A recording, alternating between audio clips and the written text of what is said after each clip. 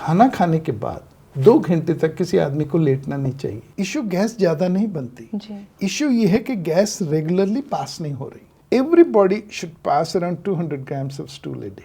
I advise everybody to do abs in the morning.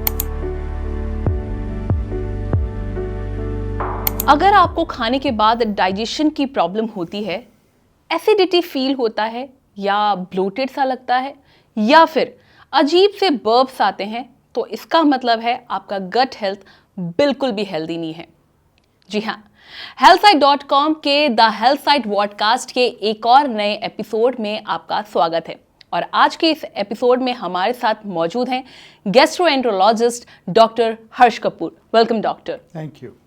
Doctor, gut health क्या है और क्यों ये इंपॉर्टेंट है? देखिए, बॉडी का सबसे बड़ा ऑर्गन गट है। ये शुरू होता है मुंह से और इवैक्यूएशन के सिस्टम तक ये स्प्रेड आउट है। हमारे पास खाने की नली है, स्टमक है, स्मॉल इंटेस्टाइन है। यहाँ पे बैक्टीरियाज कम होते हैं, ये स्ट्रायल पोर्शन माना जाता है। और लार्ज बॉल में जहाँ पे लिक्विड स्टूल आता है, पानी एब्जॉर्ब होके 36,000 प्लस बैक्टीरिया उसको फर्मेंट करके स्टूल बनाते हैं। तो इस होल सिस्टम में अगर कहीं भी पीएच गिर जाए, कहीं पे भी एसिड ज़्यादा प्रोड्यूस हो तो पीएच नीचे चला जाएगा। और अगर क्वालिटी ऑफ गुड बैक्टीरिया और बैड बैक्टीरिया डिसरप्ट हो जाए तो आपको ये सारे सिम्टम्स होंगे जो आप अभी कह रही थी। कहते हैं कि दिल का रास्ता पेट से होके जाता है और पेट का रास्ता गट हेल्थ से होते हुए जाता है। आई थिंक इसमें साइंटिफिक फैक्ट्स और इमोशंस दोनों मिलके हैं। देखिए, अगर आप खाना खाते हैं और वो खाना आपके एनवायरनमेंट जो है अंदर आपके इंटेस्टाइन में, स्टमक में, उसके अनुकूल है तो आपको कोई दिक्कत नहीं होगी। दिक्कत 2 कंडीशंस में होंगी। या तो जो आपका सिस्टम है वो डिरेंज है, एनाटॉमिकली जहाँ खाने की नली स्टमक से मिलती है वो पोर्शन लूज़ हो जाए, या स्टमक में जहाँ कोई बैक्टीरिया नहीं होता, एक बैक्टीरिया जो बड़ा एसिड और गैस प्रोड्यूस कर सकता है वो हो तो आपको दिक्कत होगी। या आपके स्मॉल बॉल में जहाँ के खाने न्यूट्रिशन सारे एब्जॉर्ब होने हैं, वहाँ बैक्टीरिया आके प्रोटीन्स को डिसरप्ट करके गैसेस बनाए तो आपको दिक्कत होगी। या लार्ज बॉल में जो 36,000 बैक्टीरिया हैं, इनका गुड और बैड का इम्बैलेंस हो जाए तो आपको डिसरप्शन होगी।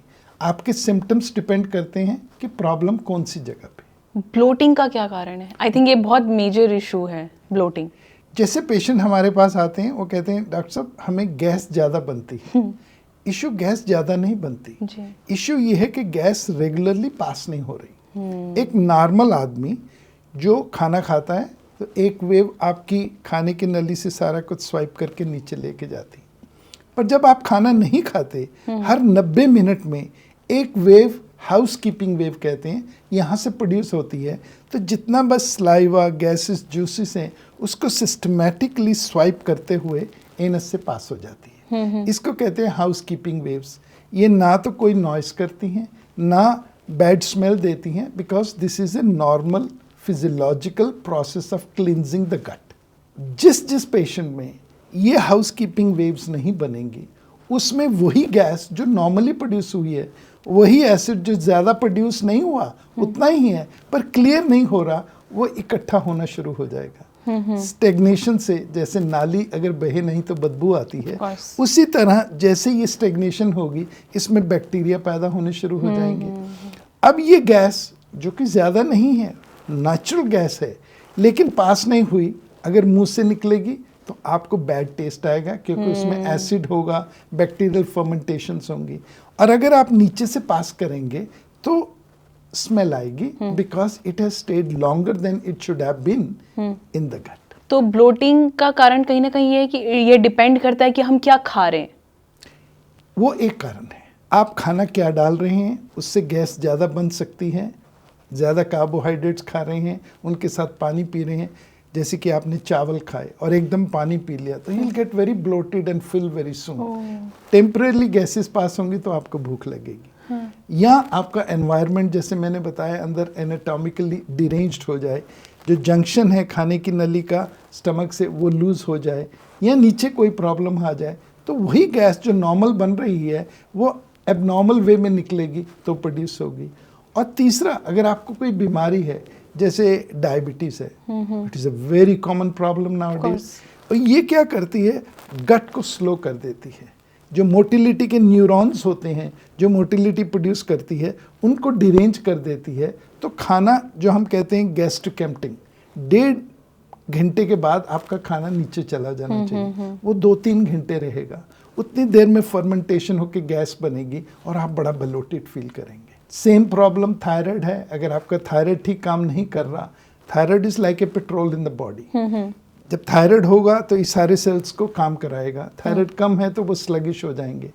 इफ दे गेट स्लगिश तो गैस वहाँ पे प्रोड्यूस हो जो हुई है नॉर्मली भी, वो देर से नीचे जाएगी और ये सारी प्रॉब्लम्स आएंगी। कोई स्पेसिफिक फूड आइटम्स हैं जो ब्लोटिंग का रीजन है? कार्बोहाइड्रेट्स, आलू, चावल, जब आप ये चीज़ें खाएंगे तो आप ज़्यादा गैस बनाएंगे। तली हुई चीज़ें खाएंगे तो गैस बनाएंगे। प्रोटीन्स कम बनाती हैं। शुगर नेक्स्ट है, बिकॉज शुगर कार्बोहाइड्रेट में कन्वर्ट हो जाती हैं या कार्बोहाइड्रेट्स टूट के शुगर में कन्वर्ट हो जाते हैं, तो इनका जो है सिमिलैरिटी सेम है, whereas proteins will not make much gas. What are the symptoms of poor gut health? एक तो सिम्टम है आप ब्लोट करेंगे, सेकंड आप रेचिंग करेंगे, आप बार बार बर्प करेंगे, आपके मुंह में कड़वा पानी आएगा जिसको हम मेडिकल टर्मिनोलॉजी में वाटर ब्रश कहते हैं। अगर आप सोएंगे तो यहाँ से स्लाइवा आपके पिलो पे स्टेन्स आ जाएंगे। आप खाना खा के बड़ा अनकंफर्टेबल फील करेंगे बिकॉज आपकी गट एकदम बाहर निकल आएगी। और स्पेशली उन लोगों में, मेल्स और फीमेल्स, जिनमें abs are very loose, may be post delivery women, और आदमी जो गट के अराउंड वेट ज़्यादा गेन कर लेते हैं, तो उनके इंटेस्टाइन को ज़्यादा स्पेस मिलता है फैलने के लिए, तो आपको बहुत ज़्यादा ब्लोटिंग होगी। ऑन द कॉन्ट्ररी, मेल और फीमेल हु हैव गुड गट और वो टाइट है, उनकी एब स्ट्रॉन्ग है, तो गैस के पास और कोई रास्ता नहीं है, नीचे निकल जाए। अब ये जो गट स्लो हो जाएगी और जो कोलन में स्टूल फॉर्म हो गया है, वो भी अगर स्लो मूवमेंट से पास नहीं होगा और वहीं पड़ा रहेगा, it will produce more gas. So how can improve my gut health? So my gut health, हम क्या करते हैं, एक्सरसाइज करते हैं कि हमारी बाइसेप्स निकल आए, एब्स बन जाएं। लेकिन इसी तरह जो स्मूथ मसल्स इनसाइड हैं, जो गट की मसल्स हैं जो कि अपने आप मूव कर रही हैं, उनको भी हमें कुछ टॉनिक एक्सरसाइज देनी पड़ेगी। When we do cardio, and I advise everybody to do abs in the morning. I tell them, get up in the morning, lie down on the floor, bend your knees, raise your head with the hands as much as you can. Don't force your spine too much कि आपको दर्द हो। और आप 25 की एक cycle करके रुकिए, फिर 25 के ऐसे 5 साइकिल सुबह, 5 साइकिल शाम, and within a month you will find gas problem कम हो जाएगी। So this is very important to look after your gut with physical activity. Walking पे जाइए और जो कार्डियो एक्सरसाइज करते हैं, they will accumulate into a good gut. Number 2, आप खा क्या रहे हैं? Unfortunately, Indian diet is full of carbohydrates. That not only spoils problem कि आपका fat बढ़ेगा, weight बढ़ेगा, it also changes the gut bacterial system inside. So आपको less and less sugar and carbs, high protein diet खानी चाहिए, and you'll be surprised to know in normal human beings eat 100 times more than actually body requires, and rest all goes into the stool waste. So why waste it? Eat as much as you want. You can eat more number of times, but at one time, if you overfeed yourself, if you eat too many fatty things, आपके जितने भी sphincters हैं वो lose हो जाएंगे, acid ज़्यादा बनेगा, and it'll come up and give you a very bad feeling. And especially when you go on a buffet where you pay a flat fee, I think I learned my lesson in Canada where I grew up कि ज़्यादा खाने से पूरा दिन बेकार हो जाता है। I agree. So one should eat only what you need and actually little less than that. If you are hungry for 3 chapatis, तो 2 खाइए। आप एक मील एक्स्ट्रा ऐड कर लीजिए, बट उस टाइम पे 2 खाइए। सेकेंडली, दिन में 8 गिलास पानी पीने चाहिए, लेकिन खाने के साथ मिनिमल ड्रिंकिंग वाटर। खाना खाने के बाद 2 घंटे तक किसी आदमी को लेटना नहीं चाहिए, बिकॉज गट में 1.5 घंटा खाना रहता है, उस समय अगर हम वर्टिकली बैठे हैं तो gravity is helping the food go down. अगर आप लेट जाएंगे तो खाना वहीं रहेगा and it will start fermenting and change the pH and you will get into trouble. तीसरी बात, रात में जब हम सोते हैं, हर आदमी के लिए बट स्पेशली जिनको हाइटिस हर्निया है, दैट इज कि junction between food pipe and stomach थोड़ा डायलेट हो गया है, इन लोगों को सिर ऊंचा करके सोना चाहिए। Okay. खाली पिलो लेने से नहीं होता, उससे सिर्फ आपकी नेक चेंज होगी और आपको नेक की प्रॉब्लम्स होंगी। या तो एक एक ईंट बिस्तर के पाँव के नीचे हेड की तरफ रख लीजिए तो बिस्तर ऐसे हो जाएगा, आप ऐसे सोएंगे। और you can buy a wedge pillow which starts from middle of the bed and it goes up like that. हमें लॉट ऑफ रफेज खाना चाहिए। एक नॉर्मल आदमी को दिन में 8 गिलास पानी और 25 ग्राम फाइबर खाना चाहिए। अब कॉकेशियन पॉपुलेशन जो नॉर्थ अमेरिका यूरोप में रहती हैं, they eat very healthy, very high protein, but they eat very little fibre. So by the time small gut large gut से मिलती है, खाना एब्जॉर्ब हो गया, there is nothing left to make stool and that's why they get problems of diverticulosis, diverticulitis and other stool issues which हम Indians में नहीं है या एशियंस में नहीं है because we eat lot of roughage. So we eat lot of carbohydrates, bad, we eat lot of roughage, good. क्या gut health का रिलेशन है वेट से? Absolutely. आपकी मशीन है, कितना एब्जॉर्ब करेगी, कितना वेट गेन होगा, आपको इसका एक कैलिब्रेट करना चाहिए। मैं आपकी ऑडियंस को एक सिंपल फैक्ट बताना चाहता हूँ कि it is a mathematical equation. आप एक अकाउंट में जितना पैसा डालेंगे और जितना खर्च करेंगे, the difference will be your weight. ऐसे ही बॉडी में आप जितना डाल रहे हैं, जितना निकालेंगे, बाकी अगर जो बचेगा वो आपका वेट क्रिएट करेगा। Okay. अगर आप डाल बहुत ज़्यादा रहे हैं और खर्च कम कर रहे हैं तो यू विल गेट ओबीस। अगर डाल कम रहे हैं और खर्च ज़्यादा कर रहे हैं, you will get thin. So it is a simple mathematics. Now if you take your height in centimetres, let's say your height is 150 centimetre, आप एक निकाल दीजिए, 50 is your ideal body weight kilograms.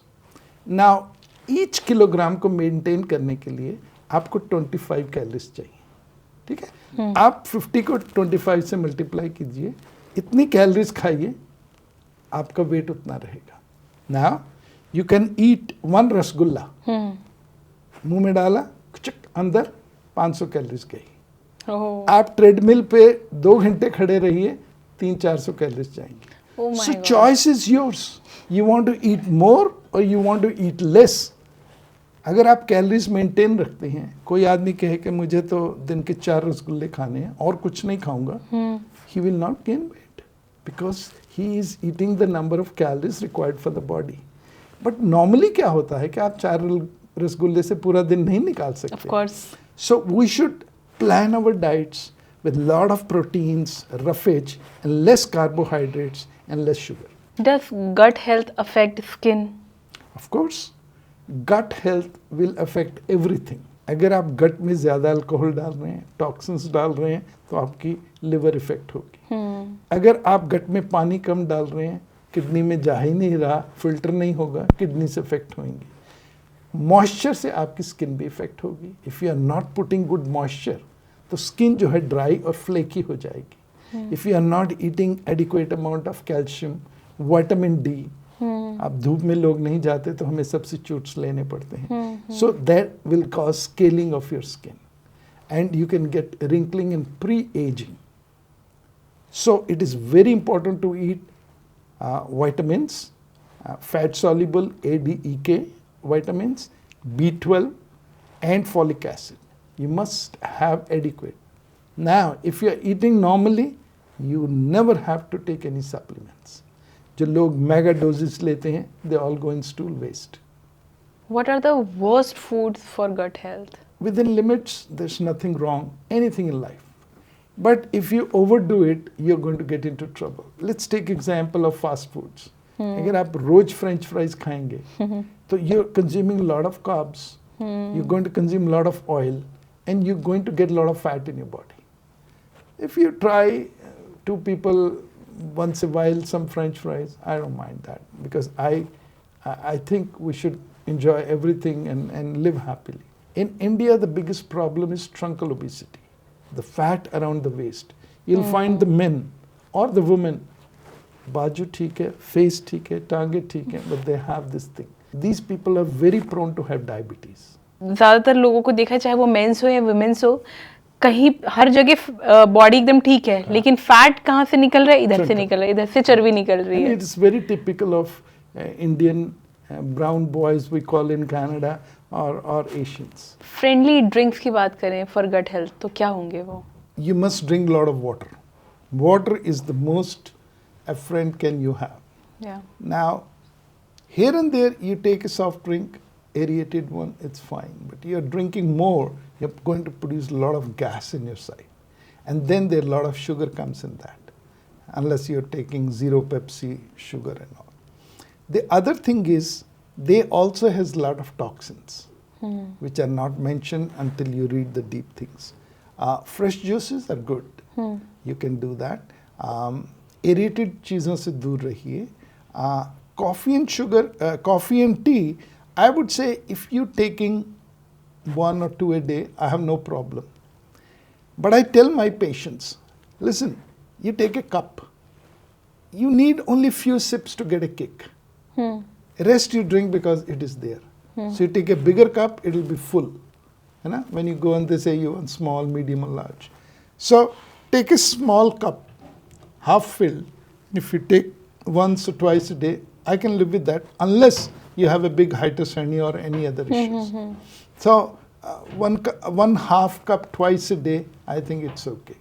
Now along with that, if you start snacking too much, you're taking samosas, pakoda and all, that's going to spoil it because nicotine already is going to decrease the pressure at the G junction, that is the esophagus, खाने की नली और stomach का जो junction है.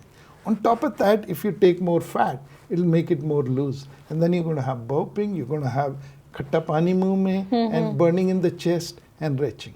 Other thing which young generation I tell them is, don't eat too much chewing gums. Because when you chew, you keep on swallowing air. And it's called aerophagia. Oh. And there's a lot of gas. Oh. And then if you're not passing it, you're going to have your tummy going here and you're feeling embarrassed. Best supplements for gut health? Balanced diet. All other things, mega vitamins, proteins, if you can derive from the food, why to take from other? That's more of a psychodependency. If you eat pulses, if you're a vegetarian, if you're a non-veg, you can eat chicken or breast, lean meats where there's no fat. Egg white is the best source of albumin. I don't eat myself, but I curse myself. Because anybody who can eat 2 or 3 eggs white, take out the yellow because that's full of calories and cholesterol. Okay. You need nothing. If you see a lot of celebrities, they eat 8, 9, 10 eggs, egg whites. In India, we don't get, but in Western countries, you get a cartoon, like a milk cartoon, full of egg white. So you don't even have to separate yellow. They do it, and you can make an omelette. Excellent.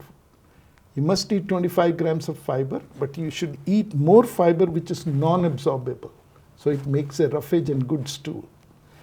There's no good feeling than having a good stool in the morning and you get up and you're ready for the work today. So other thing is, if you take a nutritional diet, all your vitamins, things will be there, but you'll have to take extra caution if you're vegetarian, vegan, versus non-vegetarian. About the things I have already mentioned, I won't repeat that. Iske saath, you need to drink 8 glasses of water per day, which not with the meal, but half an hour before, half an hour after. In the evening, you should probably stop eating by 7, because anything you eat afterwards, your activity is less and it stays in your system too long. Okay. So if you're really hungry late in the evening, you can have a cup of milk or something like that, or a fruit. But if you can get into habit of finishing by 7:30, I think you'll feel next day very good. Have a nice breakfast, light lunch, and then at 7 have a good meal, because you deserve one good Indian meal a day. सी आजकल के youth जो है बहुत ज़्यादा alcohol और tobacco use करते हैं, तो क्या गट हेल्थ पर अफेक्ट डालता है अल्कोहल और tobacco? Of course. If you drink alcohol, it is an acidic thing. It'll decrease the pH of the gut. Now, gut is a sterile organ, stomach. अब यहाँ पे खाना आ गया और वहाँ बैक्टीरिया हो गए तो वहाँ फर्मेंटेशन शुरू हो जाएगी. और if it is too acidic there, if you're drinking too much alcohol without eating, it'll raw आपकी स्टमक को रॉ करती जाएगी, वहाँ अल्सर्स और गैस्ट्राइटिस प्रोड्यूस हो जाएगी. जब आप खाना खाएंगे उल्टी आएगी, नौसिया आएगा, वॉमिटिंग आएगा. निकोटीन, स्मोकिंग और chewing will cause dilatation of G junction. आपको more retching होगी if you are used to. Now, somebody is saying I smoke 1 or 2 cigarettes in a week. I have no problem. If you're drinking social drinking, which is different for women, different for men, different for race. Okay. Caucasian can drink more, women least, and men, Asian men's in between. Now, for a woman, I would advise if you take 1 or 2 drinks or 3 drinks a week, but not all at the same time. That's fine. For an Indian man, I would say if you take 2 drinks 2 times a week, that's fine. More than that at one time, you can't take all 4 at one day. Because जब आप alcohol पीते हैं, it goes into your liver and there is a protein called glucuronidase. उसके साथ attach होके उसको break करके aldehyde बनेगा. Now, if you do not have too much protein and you are drinking more alcohol, it'll stay in your blood and keep on rotating, going to brain, going to heart, going to kidneys and spoiling them. Worst food की तो हमने बात कर ली. Good foods क्या हैं gut health के लिए? First of all, जैसे मैंने पहले कहा, right quantity, high in proteins and well balanced. Green leafy vegetables, pulses, soya bean, because you need the proteins. Everybody needs 1 gram of protein per kilogram. So इतना लेना काफ़ी मुश्किल हो जाता है. Paneer is a very good source. Tofu, if you don't want any fat in that. Milk, double tone or triple tone, so the fat is going out. And you can eat less roti and chawal and a lot of vegetables, fruits, because they are detoxins. If you're a non-vegetarian, you have a lot of more choices. We talked about egg white. We talked about lean meats. Chicken breast is actually the best, although people are crazy about legs, but the best meat is chicken breast. Okay. If you're eating mutton and all, you should avoid chicken in a lot of gravy and all, butter chicken and all, butter mutton, but you go with more barbecue. Okay. You can paint it and tandoori chicken and all. Red meat is not eaten in India much, but those people who are eating, they should get it lean. By lean means uska fat nikal dete. Oh. Then you should be eating. Try to eat, everybody, less and less roti chawal and more vegetarians, what I said, and non-veg, what I explained. How many poops a day is too many? Let me give audience some insight into stool. Yeah. Although it makes a difference to us how many times we go. But as a doctor, we need to know how much quantity of the stool a person should pass in a day. Whether he passes in 2 times or 3 times, it's a different story and we'll talk about that. Everybody should pass around 200 grams of stool a day. Now, in different parts of the world and different diets, how frequently you are going is a norm. For example, in western part of the world, if you go every other day, it's okay, 3-4 poops a week. They say, oh doc, I'm fine. If in India you don't go every day or don't go twice a day, you think something is wrong with me. So there is a psychological factor there. That's how we are developed. We eat more roughage, we make more stool, so we are passing 2 times a day, it's norm. For somebody, once a day is norm, somebody is 2 a day. Nobody is wrong. It is how your system develops. But going 4 to 5 times a day is not right. Okay. उसमें problems हैं, either you are producing more stool or you are unable to evacuate in one go because your motility is poor or there is some obstruction. So you got to see your doctor who will do some tests to make sure that your colon is not obstructed or it is a poor motility in cases like hypothyroidism and diabetes we talked. So अगर कोई इंसान 2-3 दिन में जाता है for stool, तो ये भी if you are eating an Indian diet और 3 दिन में जा रहे हैं तो certainly there is a problem. Okay. But if you're in North America and you're going alternate day, it's no problem because उनका roughage बहुत कम है. So for them 150 gram of stool is okay. Where who is eating a lot of roughage? So we should pass at least 200 grams to get a good feeling. Okay. देखिए, gut health पर जितनी बात की जाए उतनी कम है क्योंकि ये एक बहुत बड़ा टॉपिक है, लेकिन उम्मीद करते हैं कि हमने आज आपके उन सारे सवालों को हाईलाइट किया होगा जो आपके जेन्युइनली कंसर्न है, और उम्मीद ये भी करते हैं कि डॉक्टर हर्ष कपूर ने आपके सारे सवालों के जवाब दे दिए होंगे। अगर आपको ये पॉडकास्ट पसंद आया है तो कमेंट करके ज़रूर बताएं, और एक और नए एपिसोड के लिए वेट कीजिए। अगले हफ्ते का इंटरेस्टिंग टॉपिक के साथ फिर से हाजिर होंगे द हेल्थ साइट पॉडकास्ट में एक इंटरेस्टिंग टॉपिक के साथ। तब तक के लिए बाय बाय।